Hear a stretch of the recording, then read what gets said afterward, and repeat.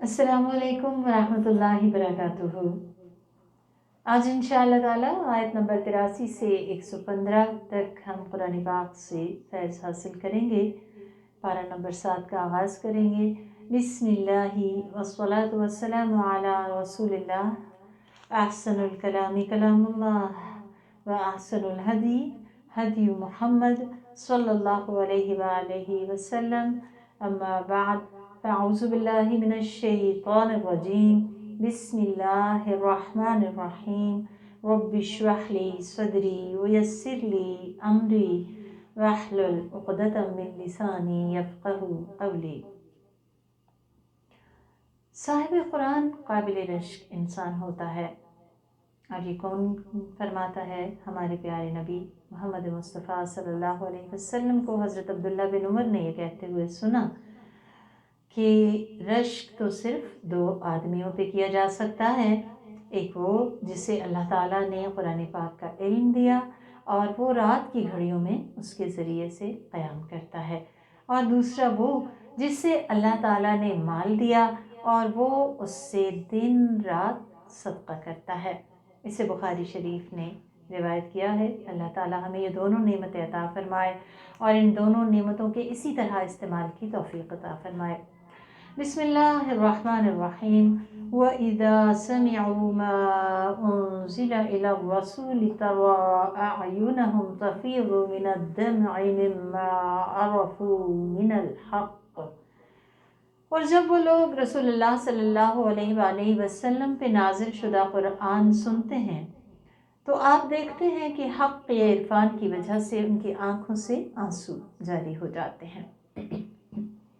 आयत का पस मंज़र कुछ इस तरह से है कि रसूलुल्लाह सल्लल्लाहु अलैहि वसल्लम ने अमर बिन उमैया को एक ख़त देकर नजाशी के पास भेजा, और नजाशी बादशाह था। उसने जब ख़त पढ़ा तो हबशा का बादशाह था हज़रत जाफ़र बिन अबी तालिब और उनके साथ जो लोग हिजरत करके हबशा आए थे उनको बुलाया, और साथ ही उसने अपने उलमा और ज़ाहिदीन को भी बुला भेजा। तो हज़रत जाफ़र रज़ियल्लाहु ताला अन्हु ने सूरह मरियम की तिलावत की तो नजाशी और उसके तमाम साथी कुरान पाक पे ईमान ले आए और उनकी आंखों से आंसू जारी हो गए। ये तो था इसका पस मंज़र, लेकिन यहाँ पे बताया गया कि जो लोग हक़ को पहचान लेते हैं, जान लेते हैं, कुरान पाक सुन के उनकी कैफियत क्या हो जाती है कि उनका दिल फ़ौरन उसको कबूल कर लेता है। उनके दिल में जब उतरता है तो तुम देखते हो कि उनकी आंखें आंसुओं से लबरेज हो जाती हैं। किस वजह से? क्योंकि उन्होंने हक़ को पहचान लिया। तो वो हक़ वो ना सिर्फ कबूल करते हैं बल्कि उसे दिल में उतार लेते हैं और उसको एक्सेप्ट कर लेते हैं, कबूल कर लेते हैं। और फ़ौरन उनकी ज़ुबान से क्या निकलता है? यक़ूलून रब्बना, वो फ़ौरन कहते हैं ए हमारे रब, आमन्ना, हम ईमान ले आए, फ़क्तुबना मअश-शाहिदीन, हमें तो अपने गवाहों में लिख ले। और गवाहों से मुराद यहाँ रसूलुल्लाह सल्लल्लाहु अलैहि वसल्लम और आपकी उम्मत भी है। और एक तरह से अल्लाह ताला का जब इंसान हक़ कबूल कर लेता है तो वो चाहता है कि अल्लाह ताला उसे उन लोगों में शामिल कर ले कि जो हक़ के कबूल करने वाले थे, क्योंकि ये एक बड़ा मुकाम और एक मर्तबा है। तो जितनी तड़प, जितनी इंसान के दिल के अंदर लगन होती है, उसी हिसाब से उसका रिस्पॉन्स भी होता है। लेकिन जहाँ हमें ये आयत ये बताती है कि कुरान पाक सुनकर आंसू बहाना सालिहीन का शेवा है, उन लोगों का शेवा है कि जिनके दिल के अंदर हक़ पेवस्त हो जाता है तो फ़ौरन उनकी ज़ुबान से क्या निकलता है कि वो उन लोगों में शामिल हो जाएं कि जो हक़ को एक्सेप्ट करने वाले हैं। वहाँ हमें इस बात का भी अंदाज़ा होना चाहिए कि ये कब होता है। ये तभी हो सकता है जब इंसान को समझ आ रही हो कि अल्लाह ताला क्या कह रहे हैं, अल्लाह सुब्हानहू ताला का कलाम हमें क्या सुना रहा है, बता रहा है। और ये तभी हो सकता है जब हम कुरान पाक को अपने दिल पे लें, और ये दिल पे ही उतरा है, ये दिल की किताब है, इसे दिल पे लेना चाहिए اور دل پہ تبھی ہم لے سکتے ہیں جب ہمیں یہ سمجھ آتا ہو۔ تو اس کی سمجھ کی طرف پیش رفت ہونی چاہیے، ہماری کوشش، ہماری تڑپ ہونی چاہیے کہ ہم اس کو سمجھ پائیں، اور اللہ تعالیٰ ہمیں شاہدین میں سے لکھ لے۔ فرمایا پھر وہ کہتے ہیں اور ہم اللہ پر اور اس حق بات پر جو ہمارے پاس آ چکی ہے کیوں نہ ایمان لائیں، جبکہ ہم امید رکھتے ہیں کہ ہمارا رب ہمیں نیک لوگوں میں شامل کر لے، صالحین میں شامل کر لے۔ یہاں پہ لفظ جو استعمال ہوا ہے ورنہ تو معو، اور ہم تما رکھتے ہیں، ہم صرف امید نہیں رکھتے بلکہ ہمارا دل چاہتا ہے، بہت زیادہ ہمارے دل کی یہ خواہش ہوتی ہے، تما ہوتی ہے، لالچ ہوتی ہے کہ ہمارا رب ہمیں ان لوگوں میں شامل کرے جو صالحین ہیں۔ تو صالحین کی صحبت تمام انبیاء علیہ السلام نے دنیا میں بھی مانگی، اور آخرت کی کامیابی کا انحصار بھی صالحین کی صحبت پہ ہے۔ اللہ تعالیٰ ہمیں ان میں شامل فرمائے۔ تو اللہ تعالیٰ نے انہیں اس کلمہ حق کے بدلے میں ایسی جنتیں دیں کہ جس کے نیچے نہریں جاری ہیں، جن میں وہ ہمیشہ ہمیشہ رہیں گے، اور یہی بدلہ ہے محسنین کا۔ تو یہاں پہ محسن کون ہے؟ جو قرآن کو دل پہ لیتا ہے اور پھر اس کی ایکسیپٹنس کا اقرار زبان سے کرتا ہے، اور پھر ان لوگوں میں شامل ہونا چاہتا ہے کہ جو قرآن کو سنتے ہیں اور پھر اس کے مطابق عمل کرتے ہیں۔ فرمایا جن لوگوں نے کفر کی راہ اختیار کی اور ہماری آیتوں کی تکذیب کی، وہی لوگ جہنمی ہیں۔ اے ایمان لانے والوں، جو پاکیزہ چیزیں اللہ تعالیٰ نے تمہارے لیے حلال بنائی ہیں انہیں حرام نہ بناؤ۔ تو حلال اور حرام کا پورا اختیار اللہ کے پاس ہے، ہمیں اس پہ راضی رہنا چاہیے، اور اس میں کسی قسم کی بھی اپنی مرضی شامل نہیں کرنی چاہیے۔ اللہ تعالیٰ کہتے ہیں وَلَا تَعْتَدُوا، حد سے تجاوز نہ کرو، کہ بے شک اللہ تعالیٰ حد سے تجاوز کرنے والوں کو پسند نہیں کرتا۔ ہماری حد کیا ہے کہ ہم بندے ہیں، اور اللہ تعالیٰ کی جناب جو ہے وہ بہت بڑی ہے۔ اس کی جناب کو سمجھتے ہوئے اس کو اللہ اکبر جب ہم کہیں تو اپنی زندگی میں اس کو اللہ اکبر کو نافذ کریں، اپنی بندگی کے مقام پہ آ جائیں۔ اور بندگی کا مقام یہ ہے کہ جو اس نے حلال کیا وہی حلال ہے، جو اس نے حرام کیا وہی حرام ہے۔ فرمایا اللہ نے تمہیں جو حلال اور پاکیزہ روزی دی ہے، وہ کلو اور کھاؤ مما رزقکم اللہ حلالا طیبا، جو بھی اللہ نے تمہیں حلال اور طیب دیا ہے۔ واتقوا اللہ، اللہ سے ڈرو، الذی انتم بہ مؤمنون، وہ ذات کہ جس پر تم ایمان لائے ہو۔ تو کھاتے وقت جن چیزوں کا دھیان رکھنا ہے، جو بھی حلال اور طیب اس نے دیا اس کو انسان کھا سکتا ہے، اور کھاتے وقت اور کھانے کے بعد جو چیز یاد رکھنے کی ہے وہ کیا ہے؟ اللہ کا ڈر۔ اور اس کا مطلب یہ بھی ہے کہ اللہ کا ڈر ایسا ہمارے دل میں ہو کہ کھا پی کر جو قوت ہمیں حاصل ہو وہ قوت اللہ کی اطاعت میں صرف ہو، اللہ کی نافرمانی میں نہیں۔ فرمایا اللہ تعالیٰ تمہاری بے مقصد قسموں پہ تمہارا مواخذہ نہیں کرے گا۔ یعنی کھانے میں احتیاط تو کرنی ہی ہے، حلال اور طیب کھانا ہے، اس کے ساتھ ساتھ گفتگو میں بھی احتیاط کرنی ہے کہ وہ قسمیں جو انسان عادتاً کھا لیتا ہے ان پہ پکڑ تو نہیں ہوگی، لیکن جن قسموں کے مطابق تمہارا ارادہ پختہ ہوگا ان پہ اللہ تعالیٰ تمہارا مواخذہ کرے گا، پس یعنی پکڑ ہو جائے گی، پس ایسی قسم کا کفارہ 10 مسکینوں کو کھانا کھلانا ہے، اور ویسا ہی مناسب کھانا جو تم اپنے بال بچوں کو کھلاتے ہو، یا انہیں پہننے کے لیے کپڑے دینا ہے، یا ایک گردن آزاد کرنا ہے، غلام ہو یا لونڈی، اور جسے ان میں سے کچھ میسر نہ ہو وہ 3 دن کے روزے رکھے۔ یہ کس چیز کا کفارہ ہے؟ اگر انسان نے قسم کھائی اور پھر اس کو توڑنی پڑ گئی تو پھر اس صورت میں اسے ان میں سے کوئی ایک چیز کرنی ہوگی۔ اگر تم قسم کھا لو تو یہ تمہاری قسموں کا کفارہ ہے، اور اپنی قسموں کی حفاظت کرو۔ اللہ تعالیٰ اسی طرح تمہارے لیے اپنی آیات کھول کھول کر بیان کرتا ہے، شاید کہ تم شکر ادا کرو۔ شکر اس بات پر کہ اس نے ہمیں زندگی گزارنے کا ایک بہترین طریقہ اور لاہ عمل اسلام کی صورت، قرآن کی صورت عطا فرمایا۔ اور یہاں پہ جو حکم ہے قسموں کی حفاظت کا، تو قسموں کی حفاظت کیسے ہوتی ہے؟ نمبر 1 تو یہ ہے کہ انسان بات بات پہ قسمیں نہ کھائے، کثرت سے قسم کھانے سے پرہیز کیا جائے، اگر قسم کھا لی جائے تو نیک عمل کی کھائی جائے اور پھر اس کو توڑا نہ جائے، اور اگر کوئی غلط قسم کھا لی ہے یا توڑنی پڑ گئی ہے تو پھر اس کا کفارہ دیا جائے، جس کا کہ ابھی میں نے ترجمہ پڑھا۔ فرمایا یا ایھا الذین آمنوا، اے لوگو جو ایمان لائے ہو، ایمان کے تقاضے کیسے پورے کرنے ہیں؟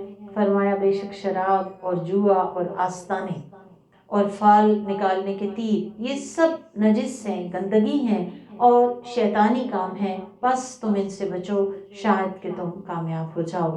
تو کامیاب ہونے کے لیے شراب سے بھی بچنا ہے کہ اللہ تعالیٰ نے لعنت فرمائی ہے شراب پر، شراب پینے والے پر، شراب پلانے والے پر، شراب بیچنے والے پر، شراب بنانے والے پر، شراب اٹھانے والے پر، جس کے لیے وہ اٹھائی جائے یا بنائی جائے اس پر، اور شراب کی قیمت کھانے والے پر اور شراب نچوڑنے والے پر، یعنی کوئی بھی کسی طرح شراب کے سلسلے میں انوالو ہے تو اس پہ لعنت ہے۔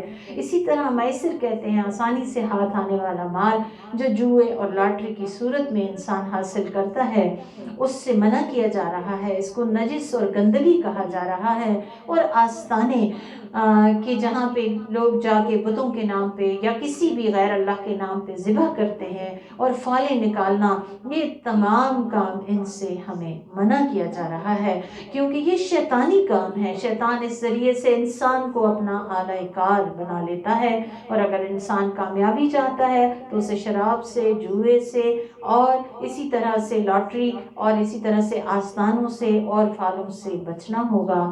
فرمایا بے شک شیطان شراب اور جوئے کے راستے سے تمہارے درمیان دشمنی اور بغض پیدا کرنا چاہتا ہے۔ تو نقصانات بتائے جا رہے ہیں، اگر کوئی شراب اور جوئے کو نہیں چھوڑتا تو آپس میں دشمنی اور بغض پیدا ہوتی ہے۔ اور کیا کرنا چاہتا ہے شیطان؟ تمہیں اللہ کی یاد اور نماز سے روک دینا چاہتا ہے، کیونکہ اللہ کی یاد اللہ سے ملانے والی ہے، انسان کو کامیابی دینے والی ہے، اور نماز اللہ سے ملاقات کا ذریعہ ہے۔ شیطان کا یہ وار ہے کہ وہ ہمیں ان سے ہٹانا چاہتا ہے۔ تو اللہ تعالیٰ پوچھ رہے ہیں فَهَلْ أَنْتُمْ مُنْتَهُونَ، کیا تم بچو گے؟ تو ہم فوراً کہیں گے انتہینا یا ربنا، اے رب ہم انشاءاللہ رک گئے۔ اللہ تعالیٰ ہمیں اس کی توفیق دے۔ فرمایا کرنا کیا ہے؟ وَأَطِيعُوا اللَّهَ وَأَطِيعُوا الرَّسُولَ، اللہ کی اطاعت کرو اور رسول کی اطاعت کرو۔ کرنے کے کام یہ ہیں وَاحْذَرُوا، اور بچتے رہو، ڈرتے رہو، کس سے؟ اللہ اور اس کے رسول کی نافرمانی سے۔ بس اگر تم لوگوں نے اعراض کیا تو جان لو کہ ہمارے رسول کا کام تو کھلے طور پر پیغام پہنچا دینا ہے۔ تو بات یہ ہے کہ رسول نے تو اپنا کام پوری طرح انجام دے دیا، آسان طریقے سے انجام دے دیا، اللہ تعالیٰ کی ہر بات ہمیں بتا دی۔ اب ہمارا کام ہے کہ ہم خوشی خوشی اللہ اور اس کے رسول کی اطاعت کے ساتھ یہ زندگی کا وقفہ گزار دیں کہ جس کے بعد واپسی اللہ کی طرف ہے۔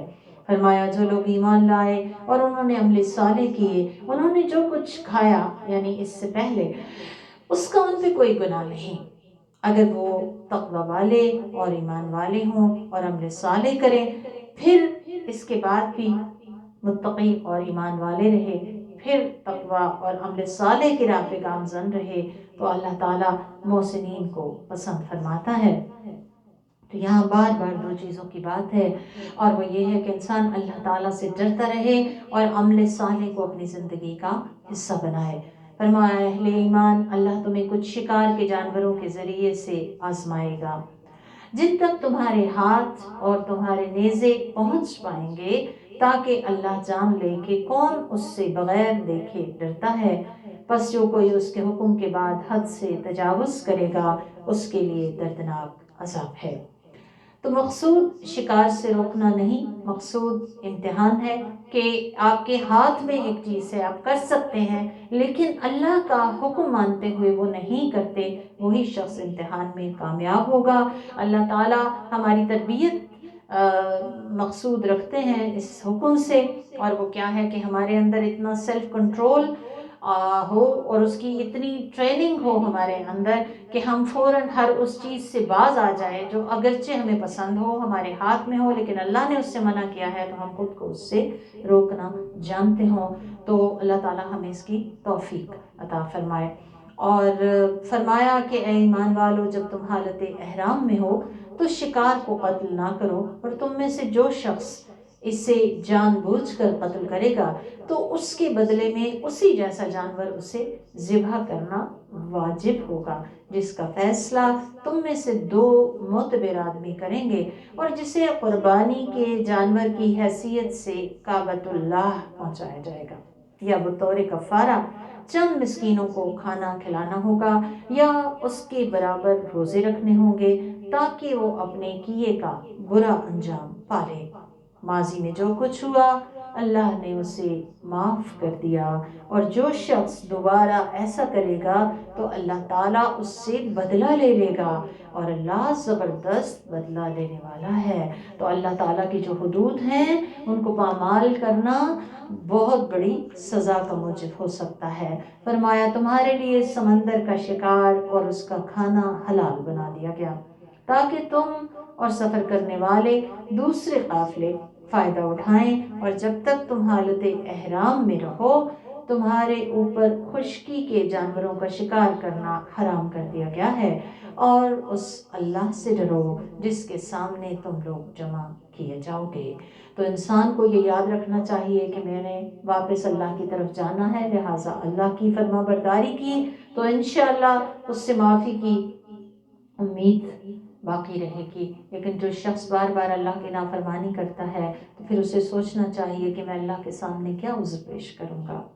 فرمایا اللہ نے بیت حرام کعبہ کو لوگوں کے انتظامی اور معاشی امور کے لیے قیام کا ذریعہ بنایا، یعنی مفید بنایا، اور حرمت والے مہینے اور قربانی کے جانور اور ان جانوروں کو بھی ان کے لیے مفید بنایا ہے جن کے گلے میں حرم تک پہنچنے کے لیے پٹے ڈال دیے گئے ہوں۔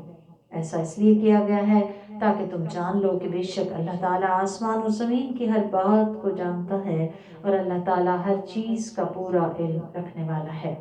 تم لوگ جان لو کہ بے شک اللہ تعالیٰ بڑا سخت عذاب دینے والا ہے، اور بے شک اللہ تعالیٰ بڑا مغفرت فرمانے والا اور بڑا مہربان ہے۔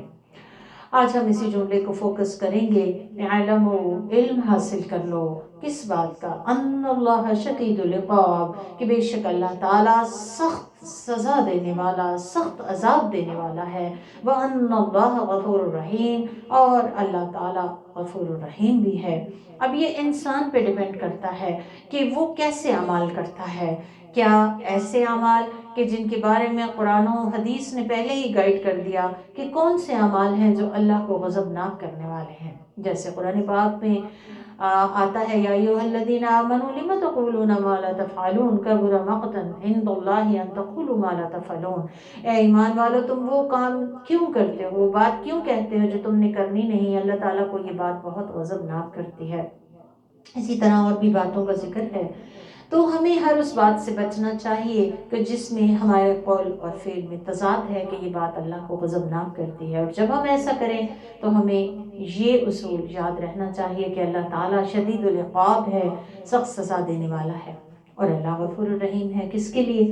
جو اللہ تعالیٰ سے رجوع کر لیتا ہے، جو اللہ تعالیٰ سے معافی مانگ لیتا ہے تو اللہ تعالیٰ اس کو بخش دیتے ہیں۔ ہمیں دن میں بہت دفعہ بار بار اپنا محاسبہ کرنے اور اللہ تعالیٰ سے معافی مانگنے کی جو ہے وہ ایک خوب اپنے اندر پیدا کرنی چاہیے۔ اللہ تعالیٰ ہمیں اس کی توفیق دے۔ فرمایا رسول کی ذمہ داری صرف پیغام پہنچا دینا ہے، اور رسول نے تو پیغام پہنچا دیا، اب ہماری ذمہ داری شروع ہوتی ہے، وہ یہ کہ ہم رسول اللہ صلی اللہ علیہ وسلم کو اپنا سچا رسول خاتم النبیین مانتے ہوئے آپ کے احکامات، آپ کے ارشادات پہ عمل پیرا ہوں۔ فرمایا تم لوگ جو بھی ظاہر کرتے ہو اور جو بھی چھپاتے ہو اللہ تعالیٰ سب جانتا ہے، لہٰذا ہمیں اللہ کے سامنے سچا ہونے کی کوشش کرنی چاہیے۔ فرمایا آپ کہہ دیجئے کہ پاک اور ناپاک برابر نہیں ہو سکتے، اگرچہ ناپاک کی کثرت تمہارے لیے خوش کن ہی کیوں نہ ہو، پس عقل والو تم لوگ اللہ سے ڈرتے رہو، شاید کہ تم کامیابی حاصل کرو۔ بہت اہم آیت ہے۔ فرما دیا گیا قل لا یستوی الخبیث والطیب، خبیث اور طیب برابر نہیں ہو سکتے۔ خبیث کہتے ہیں جو کہ حسی طور پہ اور معنوی طور پہ نجس ہو، ردی ہو، بیکار ہو، گناہ بھی نجس ہے اور اللہ کی نافرمانی بھی نجس ہے، غلط عقیدہ شرک بھی نجس ہے۔ اور طیب کیا ہے؟ جس کو اللہ نے حلال کہا، عمدہ کہا، پاکیزہ کہا، عمل صالح، ایمان، سچائی۔ تو آپ صلی اللہ علیہ وسلم سے کہلوایا گیا کہ انہیں بتاؤ کہ خبیث کتنا زیادہ ہی کیوں نہ ہو، تمہیں کتنا پسند ہی کیوں نہ آئے، تمہیں امیزنگ کیوں نہ لگے، وَلَوْ أَعْجَبَكَ كَثْرَةُ الْخَبِيثِ، خبیث کی کثرت تمہیں کتنی ہی برتائے حیرت میں کیوں نہ ڈال دے، وہ طیب کے مقابلے میں، تھوڑے سے طیب کے مقابلے میں بہت سا خبیث بھی بیکار ہے، ردی ہے، اللہ کو اس کی ضرورت نہیں۔ مما قل وکفا خیر مما کثر والہا، تھوڑا جو کافی ہو اس سے بہتر ہے اس کثیر سے جو انسان کو غافل کر دے۔ تو اللہ تعالیٰ سے خیر مال مانگنا چاہیے، نعمتیں مانگنی چاہیے دنیا اور آخرت کی، لیکن وہ تھوڑا جو اللہ سے جوڑتا ہے اور انسان اس پہ کفایت کرتا ہے وہ بہتر ہے اس زیادہ سے جو اللہ سے غفلت میں مبتلا کر دے۔ تو یہاں پہ ہمیں ایک اصول سمجھا دیا گیا کہ always prefer quality over quantity، quality اچھی ہونی چاہیے۔ اگر کامیاب ہونا چاہتے ہو تو خبیث کو چھوڑنا ہوگا، چاہے وہ خبیث خیالات ہوں، خبیث نیتیں ہوں، خبیث باتیں ہوں یا خبیث عمل ہو، کیونکہ اللہ کی نافرمانی میں کامیابی نہیں ہو سکتی۔ اس لیے کہا فاتقوا اللہ، اللہ سے ڈرو، بچو، یا اولی الالباب، اے عقل والو، لعلکم تفلحون، تاکہ تم فلاح پا جاؤ۔ وہ مومن عقل والا ہوتا ہے، مومن اللہ کے نور سے دیکھتا ہے، اور یہ نور تقوی والوں کو نصیب ہوتا ہے۔ جو اللہ تعالیٰ سے جتنا زیادہ ڈرتا ہے وہ اتنا زیادہ حساس ہو جاتا ہے، اور پھر وہ صرف ظاہری چیزوں کی اٹریکشن میں مبتلا نہیں ہوتا، کیونکہ اس کے پیش نظر اللہ سبحانہ و تعالیٰ کی ذات ہوتی ہے۔ تو یہاں پہ واضح طور پہ بتا دیا گیا ہے کہ اللہ کی نگاہ میں اشخاص ہوں، اعمال ہوں، اموال ہوں، اچھے اور برے برابر نہیں ہو سکتے۔ اس لیے ہمیں اچھے اعمال، عمل صالح کی کوشش میں لگے رہنا چاہیے، چھوٹے چھوٹے بڑے بڑے جو بھی ملے۔ خبیث کی کثرت بعض اوقات انسان کو متاثر کرتی ہے، لیکن اللہ کے نزدیک ہمیشہ اولیت اور پریفرنس صالحیت اور عمدگی کی ہے، بات قلت اور کثرت کی نہیں ہے۔ اور جو خبیث مال ہے اس کا صدقہ بھی قبول نہیں ہوتا، خبیث عمل بھی قبول نہیں ہوتا۔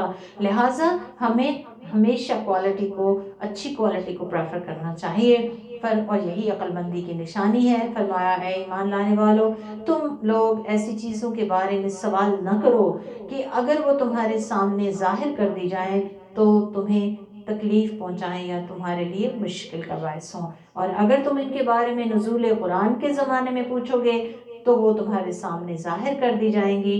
اللہ نے گزشتہ سوالات کو معاف کر دیا، اور اللہ بڑا مغفرت فرمانے والا ہے۔ حدیث میں آتا ہے کہ مسلمان کے حق میں سب سے بڑا مجرم وہ شخص ہے کہ جس نے کسی ایسی چیز کے بارے میں سوال چھیڑا جو حرام نہ تھی، پھر اس کے سوال چھیڑنے کی وجہ سے وہ حرام ہو گئی۔ تو یہاں پہ ہمیں منع کیا گیا ہے بے فائدہ کھود گریز، بے فائدہ سوالات سے پرہیز کرنا چاہیے۔ من حسن الاسلام المرء ترکہ ما لا یعنی، انسان کے اسلام کا حسن یہ ہے کہ جو لا یعنی ہے اس کو وہ چھوڑ دے، ترک کر دے۔ واللہ غفور حلیم، اور اللہ تعالیٰ بہت مغفرت فرمانے والا اور بردبار ہے۔ تم سے پہلے ایک قوم نے اس قسم کے سوالات کیے تھے، پھر ان احکام کا انکار کر بیٹھے، یعنی خود ہی سوال کر کر کے بہت زیادہ چیزوں کو اپنے لیے مشکل کیا اور پھر وہ ان سے پوری نہ ہو سکی۔ بات ہے بنی اسرائیل کی۔ فرمایا اللہ تعالیٰ نے نہ کوئی بحیرہ بنایا، نہ کوئی صاحبہ، نہ کوئی وسیلہ، نہ کوئی حام، لیکن جن لوگوں نے کفر کیا ہے وہ اللہ کے بارے میں جھوٹ بولتے ہیں، اور ان میں سے اکثر لوگ عقل سے کام نہیں لیتے۔ اہل عرب نے کچھ جانوروں کو بتوں کے ناموں پہ کھلا چھوڑ رکھا تھا، یا وہ ان کو کھلا چھوڑ دیتے تھے، ان کا ذکر ہے۔ وسیلہ، حام، صاحبہ، یہ سارے وہی ہیں۔ تو بتا دیا گیا کہ اللہ تعالیٰ نے ایسی کوئی بات نہیں کہی، اللہ پہ جھوٹ نہ گھڑو۔ اور اپنی مرضی کی چیزوں کو اللہ کے نام سے منسوب کر کے اپنی مرضی کے فتوے نہ دو۔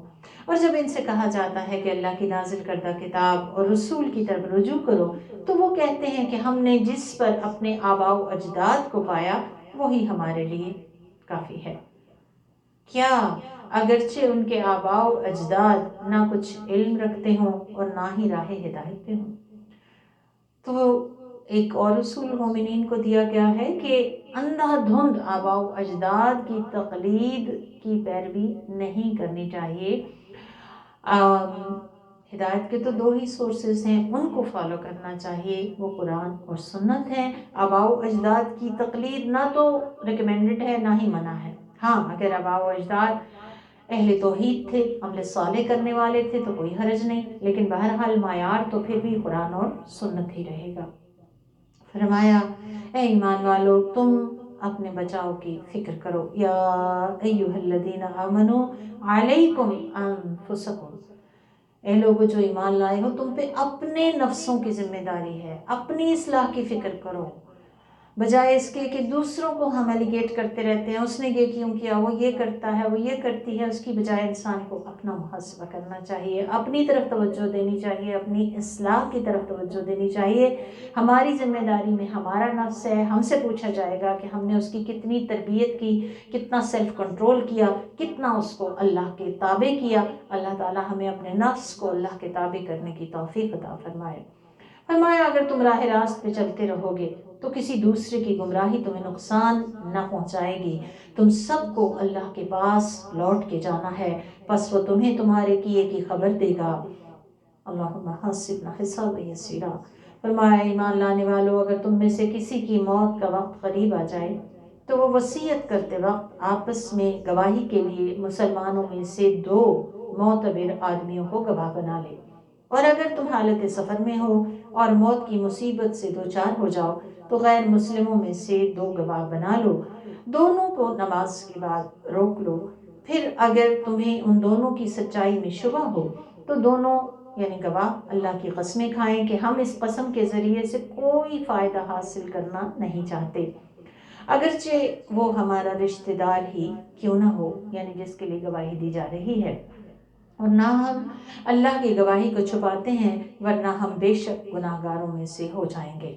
پھر اگر معلوم ہو جائے کہ وہ دونوں گناہ گار ہیں تو میت کے 2 قریب ترین رشتہ دار ان لوگوں میں سے جن کے حق میں گناہ ہوا ہے گزشتہ دونوں آدمیوں کی جگہ پہ کھڑے ہوں گے اور اللہ کی قسم کھائیں کہ ہماری گواہی ان دونوں کی گواہی سے حق کے زیادہ قریب تر ہے اور ہم نے کسی پہ زیادتی نہیں کی ورنہ ہم بے شک ظالموں میں سے ہوں گے۔ یہ طریقہ زیادہ مناسب ہے کہ وہ لوگ حقیقت حال کے مطابق گواہی دیں یا ڈریں کہ ہماری قسمیں بھی ان کی قسموں کے بعد رد کر دی جائیں گی، اور اللہ سے ڈرتے رہو اور دھیان دو اللہ تعالیٰ فاسقوں کو ہدایت نہیں دیا کرتا۔ اللہ تعالیٰ جب روز قیامت تمام رسولوں کو جمع کرے گا تو ان سے پوچھے گا کہ تمہیں کیا جواب ملا، یعنی جو تم نے اللہ کی طرف لوگوں کو دعوت دی تو لوگوں نے تمہیں کیا رسپونڈ کیا، تو وہ کہیں گے کہ ہمیں کوئی خبر نہیں، بے شک تو ہی تمام غیبی امور کا جاننے والا ہے۔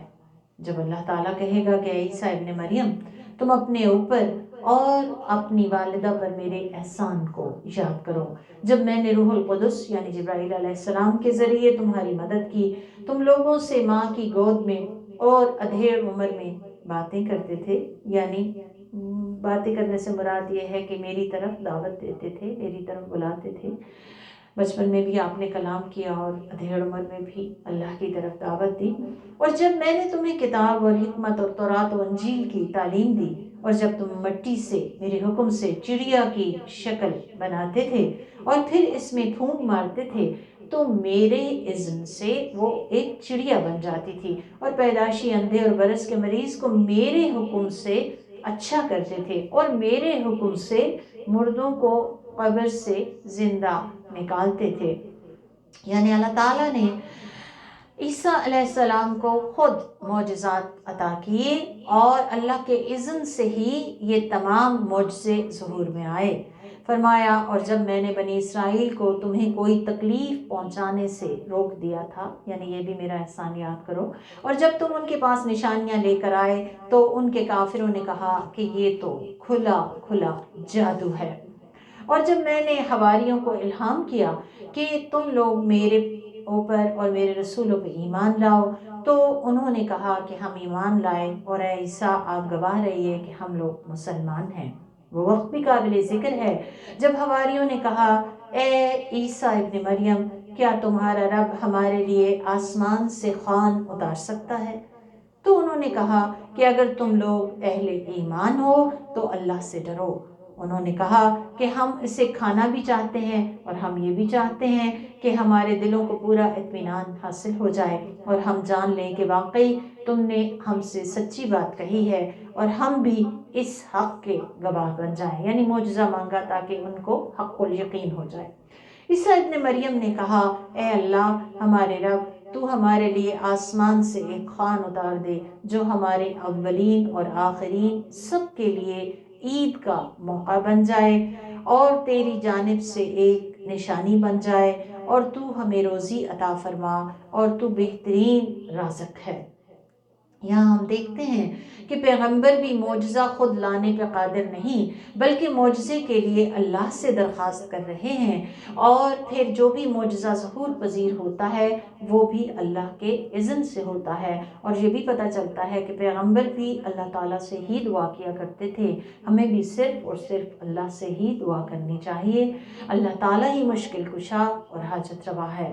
اللہ تعالیٰ نے کہا میں وہ خوان تمہارے لیے اتار رہا ہوں، بس اگر تم میں سے کسی نے اس کے بعد بھی کفر کی راہ اختیار کی تو میں اسے ایسا عذاب دوں گا جیسا میں نے دنیا والوں میں سے کسی کو نہیں دیا ہوگا، یعنی معجزہ مانگ کر بھی اگر تم نہ مانے تو پھر عذاب بھی تمہیں شدید دیا جائے گا۔